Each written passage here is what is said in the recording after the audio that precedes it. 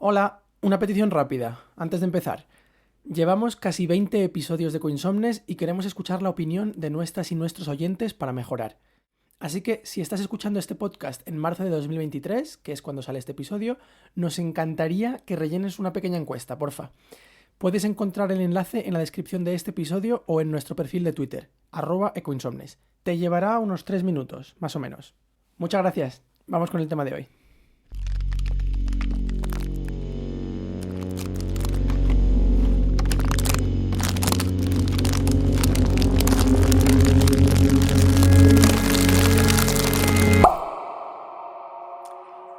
Hola, ¿qué tal? Estáis escuchando Ecoinsomnes y estamos un día más con Pablo Izquierdo Muy buenas. y con Bruno Martín. Hola, ¿qué tal, Mario? Pues muy bien, porque hoy vengo con un tema que a mí me viene de familia y tengo muchas ganas de tratar. Y voy a abrir con una preguntilla que es muy directa. ¿Qué recordáis? O sea, de vuestro paso por el cole, instituto y demás. ¿Qué recordáis vosotros en relación al cambio climático, a todos estos temas que nos reúnen aquí cada dos martes? Si volvéis un poquito atrás, ¿cómo vivís esto en vuestra cabecita? ¿Cómo lo recordáis? Uf, pues yo recuerdo no mucho. Recuerdo que en mi cole una vez nos fuimos a plantar árboles porque habíamos adoptado como clase unos planteles de encina y algunos pinos y tal y cual. Nada, de un palmo. Y los fuimos a plantar allí a Guadalajara. Y a Guadalajara. Y hay otra anécdota que me acuerdo ahora, que es que tuvimos un profe de ciencias, además no me acuerdo cómo se llama la asignatura porque ya me pierdo, pero este señor nos puso un documental que decía que el cambio climático, que ya tal, porque cómo va a ser esta tontería de los pedos de las vacas.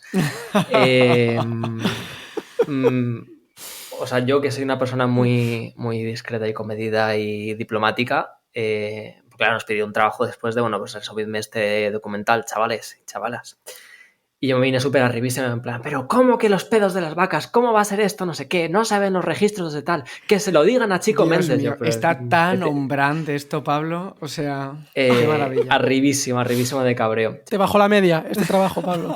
For de coña, me bajó mucho la media. Esto es como cuando a mí en religión me encargaron de hacer un trabajo sobre la creación Ah, es verdad.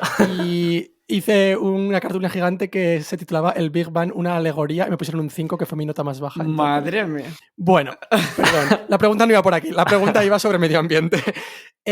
Yo no recuerdo nada del cole, que no sé si esto igual dice más de No. mi cole que cualquier actividad que pudieran haber organizado, pero te juro que yo pienso en primaria y no me viene a la mente ni un ápice de conversación, acción, nada que tuviera que ver con, desde luego, la crisis climática cero. Con el medio ambiente seguro que algún taller de reciclaje o alguna chorrada de esas hicimos, pero yo toda la experiencia que tengo realmente de sensibilidad por el medio ambiente es que me viene de familia y de casa y de ir al campo con mis padres, mucho más que cualquier cosa que ocurriera en el cole.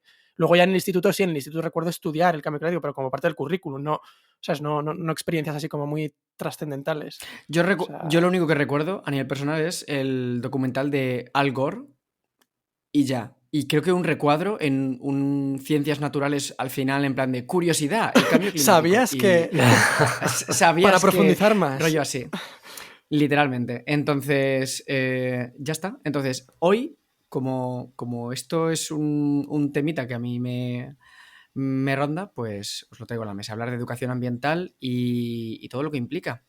Y te viene de Eh, familia, que esto la gente no lo sabe porque tus padres son profes. Eso, es verdad, que no lo he dicho. Es que lo he comentado tantas veces con vosotros que sí, mis dos padres son profesores. Hay mucho profesor y profesora en mi familia. Entonces, todo el tema educación, todo el tema aulas, a la orden del día. Entonces, una vez que te metes en el activismo y en todo lo que rodea la crisis ecosocial, redescubres la educación ambiental, ¿no? Porque venimos de estos espacios en los que es un recuadro de ¿sabías qué?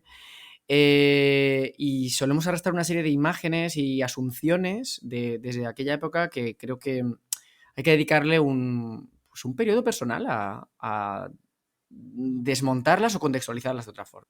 No representan la realidad, ¿no? ¿No? ¿Qué pensáis? Me encanta la palabra asunciones, es lo que pienso realmente. Mi madre se llama Asunción, un beso, mamá. Pienso, sí, estoy de acuerdo. O sea, el cambio climático es ese imaginario típico, ¿no? De esos polares decrépitos y tienes suerte una laguna seca con grietas y poco más, ¿no?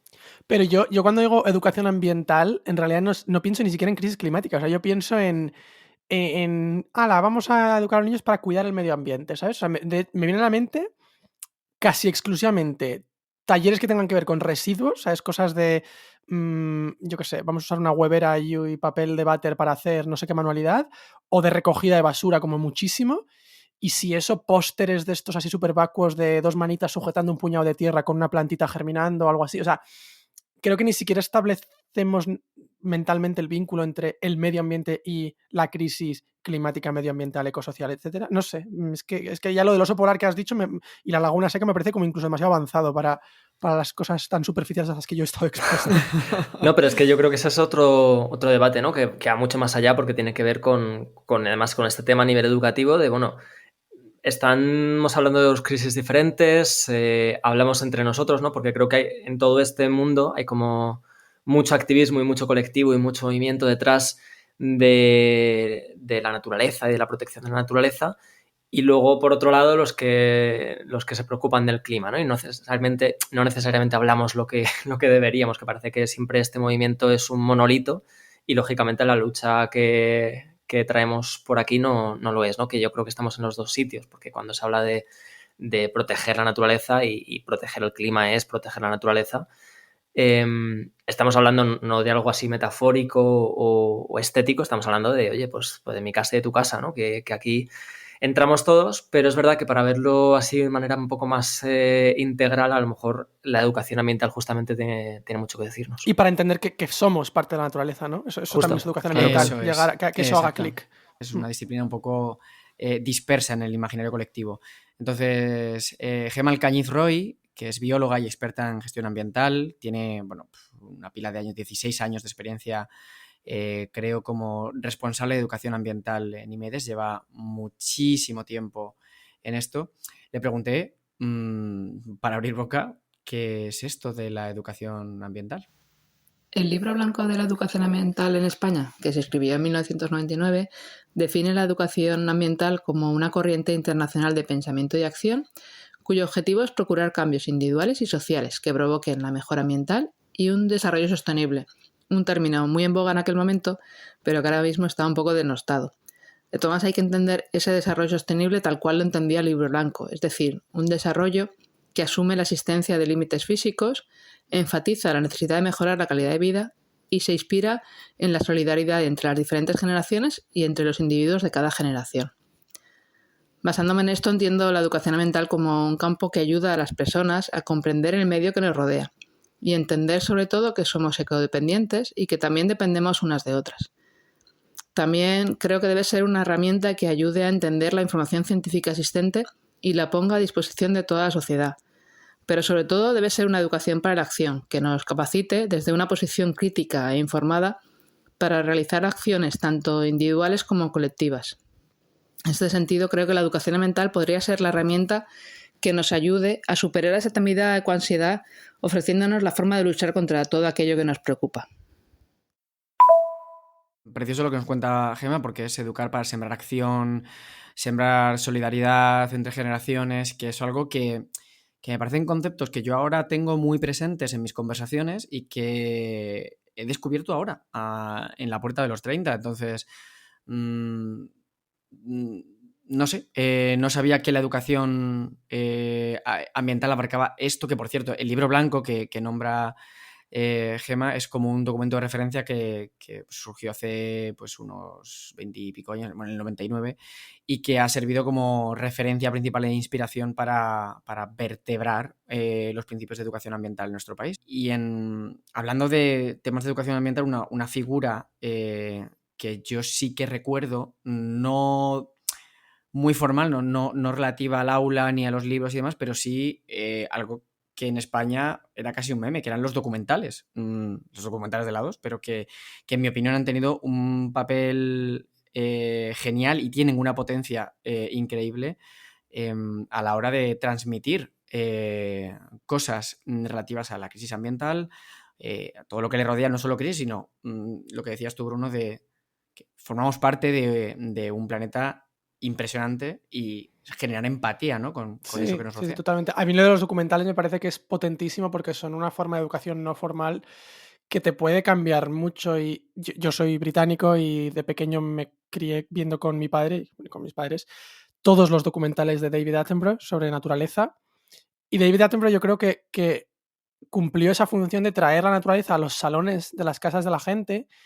En mi caso también salía mucho al campo, pero supongo que hay muchas casas en las que no se sale mucho al campo y esos documentales tienen esa función de acercarte a lo que de otra forma no valorarías, porque es que lo que no conocemos no valoramos. Es como el que le gusta un tipo de música concreto o un tipo de arte, pues será porque alguien le llevó a verlo o le llevó a escucharlo y si no te acercan y no tienes ese contacto desde pequeño, yo creo que es bastante difícil desarrollar un conjunto de valores que te permitan luego querer protegerlo y también desarrollar una sensibilidad por la relación que tenemos con ese entorno natural. Entonces, exactamente. Vamos, yo me imagino que habrá datos sobre esto, pero para mí, anecdóticamente, por lo menos, ya he visto de primera mano que tiene un poder moldeador espectacular estas, o sea, para empezar en los documentales y luego ya, obviamente, las experiencias en el campo.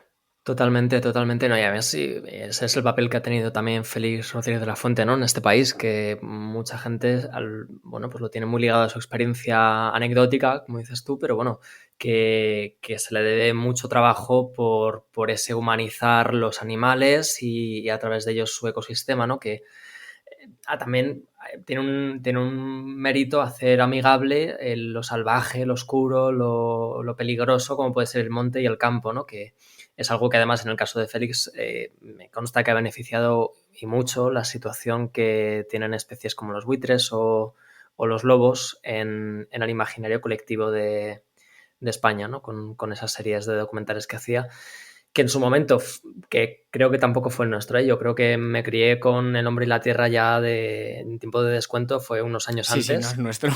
Pero que no ha habido un documentalista tan emblemático, yo creo, en España, desde luego, después de él. Ya, y lo de los documentales de A2 sean un poco meme, Mario, yo creo que es más, o sea, eso es, yo no pienso ni como una cosa buena, es como la cosa que se pone la gente para dormir, pues, no sé, ocupan ese lugar que ocupa la educación ambiental también en el imaginario colectivo, ¿no? De una educación de segunda, un contenido de segunda y una cosa... Sí, que no entra dentro de las asignaturas nobles, ¿no? Dentro de lo que conocemos nosotros como el currículum normal por el que hemos pasado. Y lo decía precisamente con esa connotación, en plan de con lo que te duermes, ¿no? Te me pongo los documentales de la 2 y ya está. Sí, que es más de animalicos, ¿no? De más una asignatura María que se conocen. De todas formas, esto que estaba comentando Bruno antes también sobre el acceso al campo y demás, me ha recordado, ahora hay revuelo que flipas en Reino Unido por el derecho a deambular por el campo, el right to roam, porque en Inglaterra no se puede ir por donde tú quieras, no se puede acampar, salvo en una zona que sí que se podía hasta hace nada, y un tribunal acaba de decidir que ya no, y ha tumbado ese derecho y además a petición de un ultra mega lugarteniente. Y me parece un debate interesante porque, por un lado, ves gente que dice, no, pero es que es importante acotar el acceso a la naturaleza un poco para que no la degrademos, pero por otro lado, claro, es que abrirlo a que la gente pueda acceder y que, por tanto, la quiera proteger porque la conoce, también tiene valor, ¿no? Y aparte que cuando cierras el acceso a la gente, no es que por allí no pase gente, es que por allí siguen pasando cazadores, siguen pasando los dueños del lugar, sus 4x4, que decir, no es que tengamos un acceso prístino al... Y esto que dices de los cazadores y terratenientes tal, también me hace pensar en las distintas experiencias que tiene la gente del campo. Hay gente que dice, sí, me gusta mucho la montaña, por ejemplo, me gusta la montaña porque ha ido mucho a esquiar igual, pero eso no es lo mismo que ir a disfrutar de un paseo en silencio y ver naturaleza. Y digo lo de esquiar porque estaba pensando en el geógrafo Nacho Pardinilla, que nos sigue en este podcast y hemos hablado de él alguna vez, y él puso un tuit una vez que decía que había estado en el campo con un grupo de segundo de la ESO y una alumna le había dicho, es que a mí no me gusta la naturaleza. Y había surgido una conversación muy interesante entre ellos porque él le preguntaba cómo puede ser que no te gusta la naturaleza y la respuesta de la niña era era que necesitaba la ciudad y la tecnología para sentirse segura, ¿no? Y no el campo. Ujú. Y era una conversación muy sincera, o sea, no lo decía a malas, pero es que se había criado en ese entorno. Y estoy pensando en Nacho ahora porque ha habido unas protestas estas semanas en Barbastro y toda la zona de Huesca contra la conexión de las pistas de esquí en Canal Roya y Sí. Formigal. Oh, Sí. la que está trayendo. Claro, y sí, yo sí. creo que si tú te has criado en esa zona y has podido salir por la Sierra de Guara y has visto el Prepirineo precioso con la naturaleza que tiene y sabes lo que está en juego con estas pistas de esquí, pues entiendes por qué es una barbaridad. Yo creo que la educación ambiental también te ayuda y te sensibiliza contra esto, que hay gente que dice, no, a mí me gusta el campo, pero porque quieren ir a esquiar y no entienden también cómo se puede dañar muchas otras cosas que están en el campo y que forman parte de la naturaleza. Exactamente. Y justo por dónde tenemos que actuar, ¿no? Cuando ves este tipo de cosas, también pude hablar sobre esto con Gemma, normalmente asociamos la educación ambiental con talleres y actividades para niñas y niños y le pregunté, pues, ¿es esto verdad? ¿Es exclusivo de edades tempranas? Si buscamos en imágenes de Google el término educación ambiental, la mayoría de las imágenes que nos aparecen son en color verde, con muchos arbolitos y muchos niños y niñas, sobre todo. Normalmente se considera que la educación ambiental debe ser dirigida a niños y niñas, ¿no? Y que yo creo que no hay que dejarla de lado, que como muchas veces se dice, es necesario educar a las generaciones futuras, pero creo que lo que necesitamos urgentemente es educar, concienciar, sensibilizar y formar para la acción a la generación que está actualmente tomando las decisiones, esas decisiones que están provocando la crisis ecosocial a la que debemos hacer frente. Creo que necesitamos educación ambiental para la clase política, para las empresas, para los bancos, para todas aquellas personas las que tienen más peso en las decisiones que están provocando el mayor número de emisiones de gases de efecto invernadero. Son para esas personas para las que creo que es más necesario hacer educación ambiental y más urgente. En general, educación ambiental para toda la ciudadanía que diariamente toma decisiones, que esos somos los adultos, tanto a nivel individual como a nivel colectivo. Esas decisiones que provocan un impacto mayor o menor dependiendo de la opción elegida. Son para esas personas, para los adultos, para los que creo que es más urgente la educación ambiental. Súper de acuerdo con lo que acaba de comentar Gemma. O sea, yo creo que Dilo, educar a Gemma, niñas dilo. y niños es fundamental, lo tenemos que hacer, pero no nos lo podemos jugar todo a eso, ¿no? Porque mira cómo estamos y necesitamos urgentemente además educarnos al resto, a la gente que estamos en edad de votar y gente que tenemos una capacidad de consumo, la que sea, y una capacidad de decidir sobre ese consumo. O sea, necesitamos educarnos a los adultos, sobre todo. Sí, totalmente. Bueno, hay colectivos, de hecho, que creo que necesitan más que nadie. O sea, pienso en políticos, por ejemplo, y periodistas también. O sea, hay gente que tiene como una responsabilidad muy grande y también, hasta cierto punto, empresarios.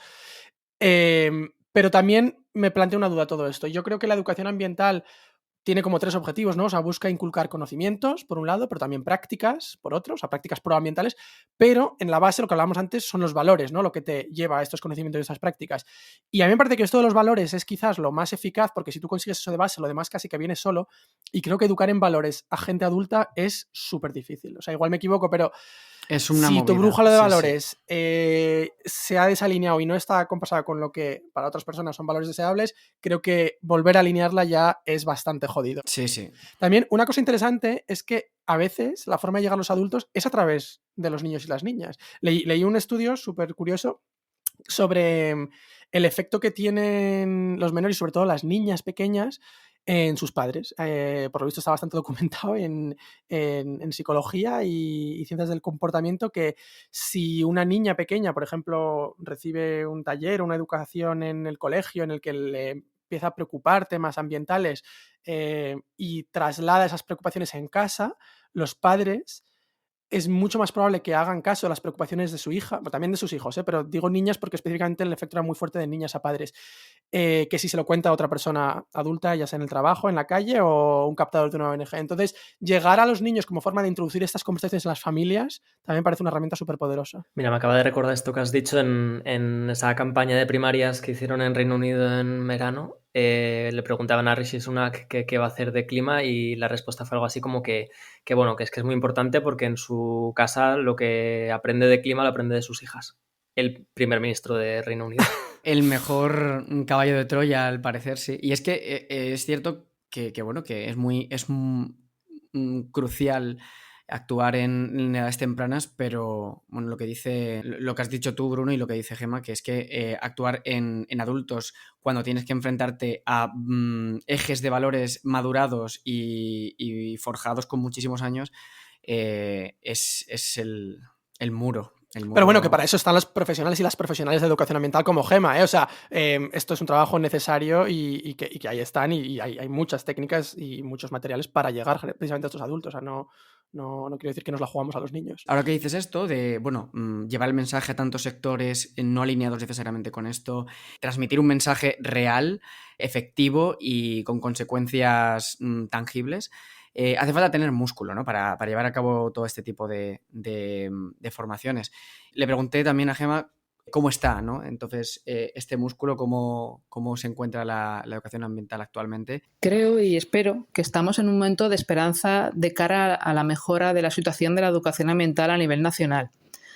En 2021 se publicó el Plan de Acción de Educación Ambiental para la Sostenibilidad, que aparte de ser un documento de trabajo y un documento que marca las principales líneas de acción de la educación ambiental de 2021 a 2025, también logró que se uniesen a la educación ambiental otras administraciones, más allá de las que típicamente han estado involucradas, como por ejemplo el Ministerio de Educación. También el año pasado, en 2022, se celebraron las 4ª jornadas de educación ambiental y hacía 20 años que se habían celebrado las anteriores. Creo que todo esto ha supuesto un impulso para el sector, para lograr que la educación ambiental se vea como una profesión, no como algo que realizas mientras buscas otra cosa. Para ello, pues queda todavía mucho trabajo que realizar. Todavía, pues en gran parte la educación ambiental se ve como algo que haces por vocación.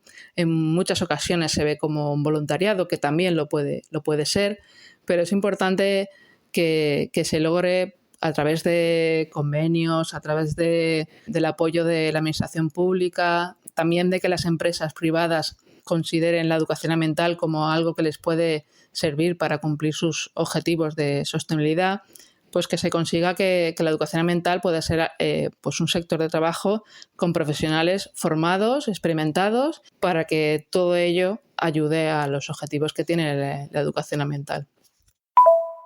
Esto me parece clave que se esté luchando, la verdad, porque nosotros venimos de sectores muy afines, por ejemplo, a la divulgación y lo de la profesionalización en España en muchísimos ámbitos, ya sabemos cómo está. O sea, que se reivindican medios, reconocimiento de las formaciones de esta gente y más que nada por lo que dices tú, Bruno, lo decías tú, hacen falta profesionales que puedan plantar cara a los desafíos que implica comunicar y enseñar todo esto. Y además claro, es que ya no es solo por la dignidad laboral de quien desempeña el trabajo, que es un debate para la gente del sector, pero es que sí, es por el bien del objetivo que queremos perseguir, que es que la educación sea de calidad. Si dependemos de gente que está de paso y de voluntarios que, por muy bien intencionados que sean, no van a estar formados y capacitados para afrontar el reto que supone exactamente comunicar. Bueno, y que estamos repitiendo mucho aquí lo de que la educación ambiental no solo son talleres y que es un mensaje que yo creo que debería calar. Pero es que estos talleres para niños y niñas también están ahí y son importantes, ¿no? Y los profes dedicados a llevar los valores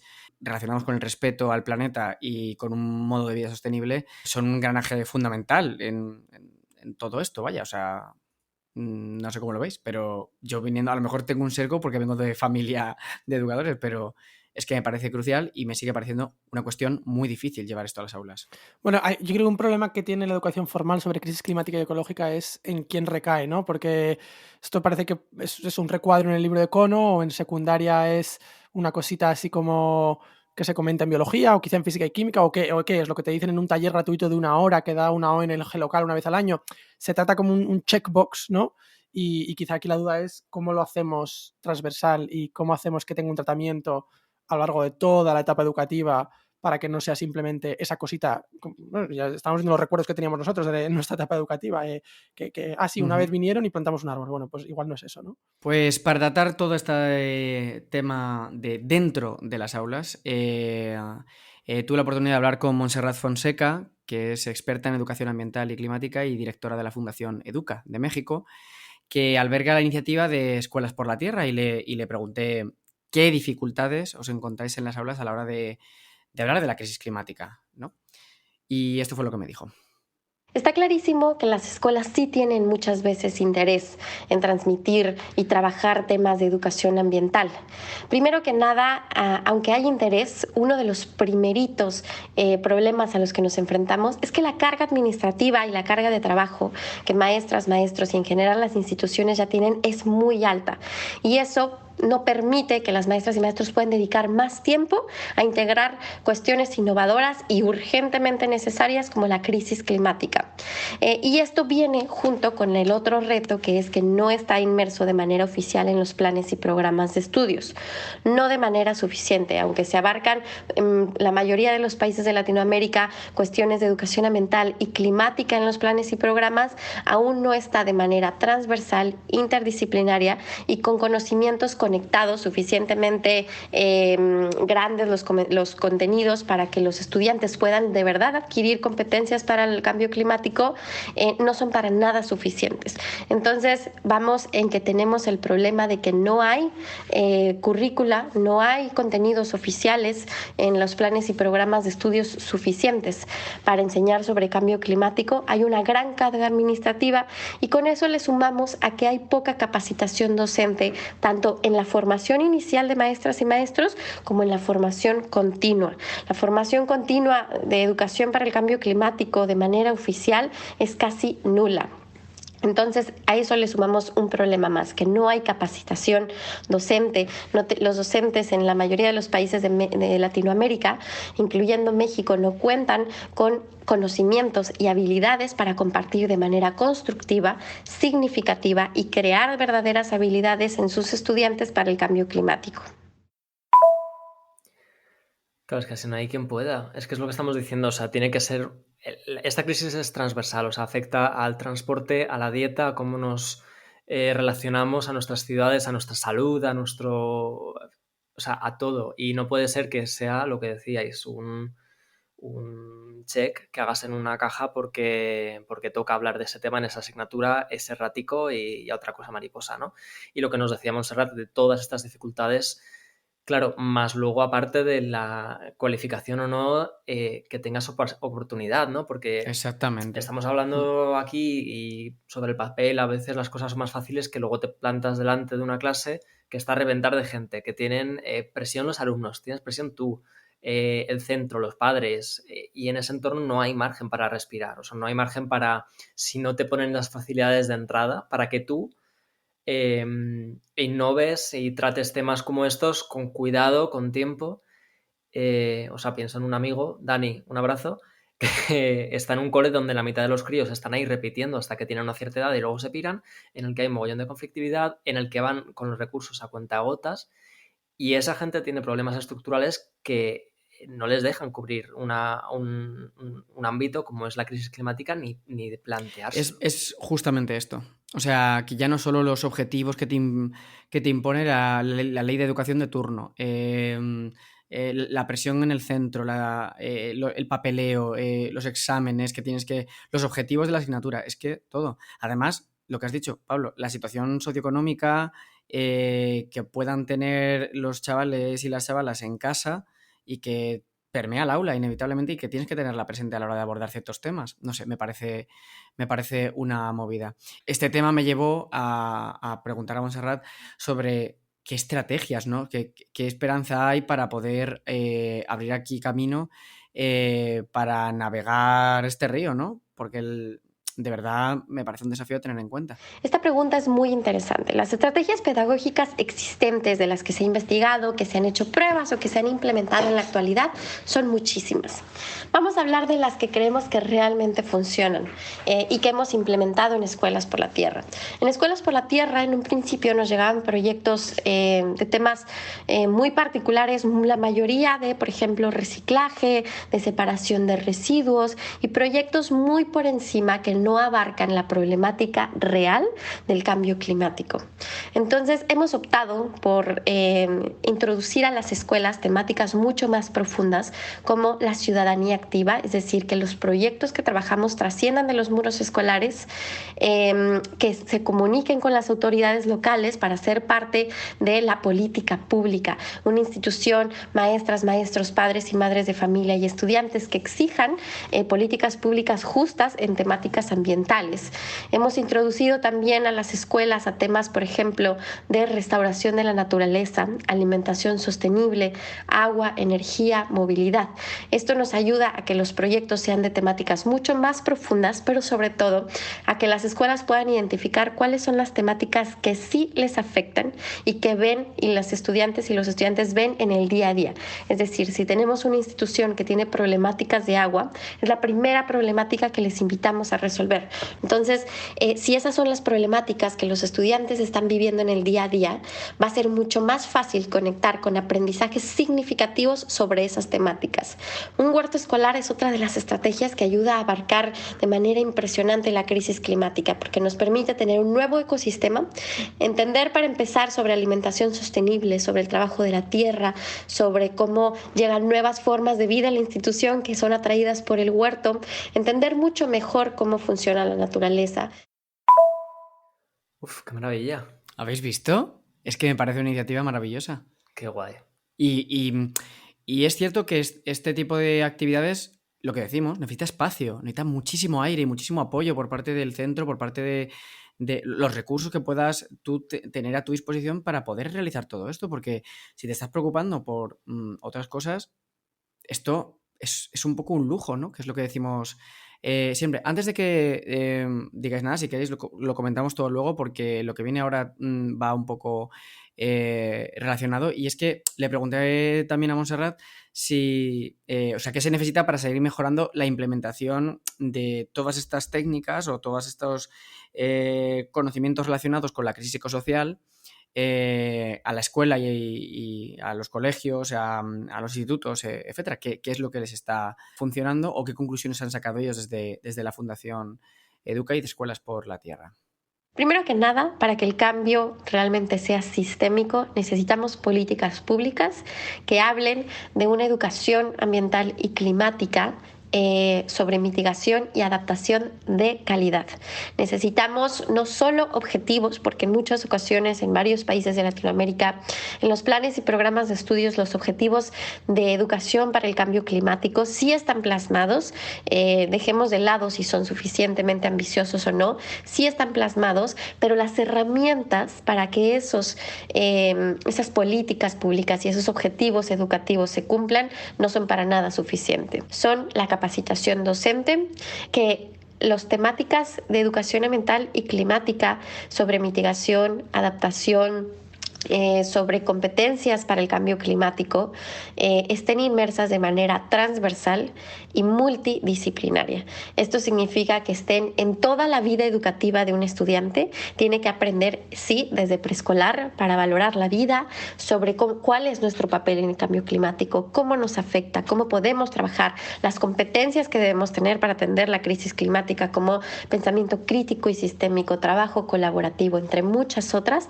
tienen que estar inmersas a lo largo de toda la vida escolar, porque tenemos que tener mucha claridad en que la educación para el cambio climático no es una materia más, no son contenidos más, es que se tiene que abarcar el cambio climático desde todas las disciplinas.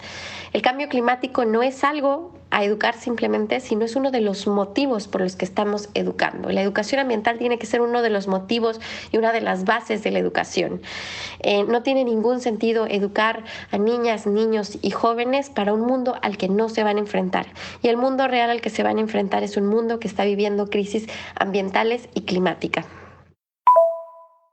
Totalmente. Yo creo que aparte de presionar para que esto permee en todas las etapas en la legislación educativa y en todas las etapas de la educación, una de las cosas, si nos escucha alguna profe en este podcast, que podéis echar un vistazo también es a el grupo de profes por el futuro, que forma parte del grupo internacional Teachers for Future, y esto empezaron como un grupillo de docentes que estaban preocupados por la crisis climática y sacaban horas donde no las había, sinceramente, debajo de las piedras para poder juntar materiales, juntar los cocos y crear recursos para el aula entre todas esas personas preocupadas. Entonces, si queréis meteros en su web, hay de todo, hay webinars para formarse, hay entradas con consejos para abordar temas en el aula, tipo economía circular, calidad del aire, movilidad, y están con los brazos abiertos esperando que otras personas se unan. De hecho, bueno, la Fundación Educa en México y su programa Escuelas por la Tierra, que es de lo que es directora Montserrat, se dedica precisamente a esto, a dar cursos y generar recursos para formar a docentes y darles estas herramientas para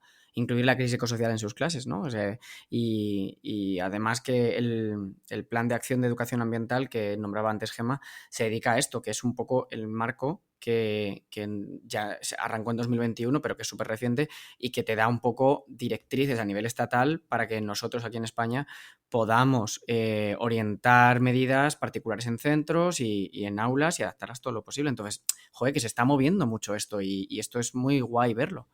Y ahora que habláis de recursos, también hay un libro, se llama Educación Ambiental de Maestros para Maestros, un libro que nace de una asignatura de Educación Ambiental y Desarrollo Sostenible que imparte José Manuel Pérez Martín en los grados de Educación Primaria e Infantil en la UAM, y que, bueno, pues inspiró a sus alumnos a crear material justamente para esto, para echar una mano a profes que quieren tratar el tema de la crisis climática en el aula y que creo que puede ser buen recurso también. Así que lo dejamos por ahí. Qué guay esto además, que nace de la universidad y luego está hecho para colegios e institutos.